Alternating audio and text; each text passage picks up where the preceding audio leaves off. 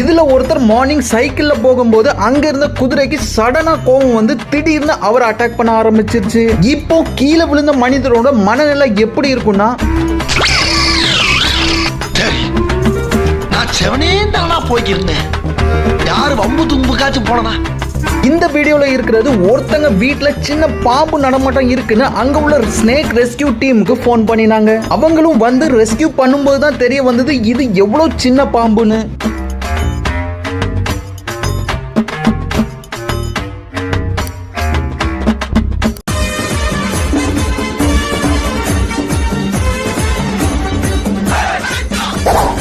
இப்போ உள்ளவங்க அதிகமா பைக் ரைட்ல லாங் டிரைவ் போக தான் விரும்புவாங்க. அவங்களுக்கான பதிவு தான் இது.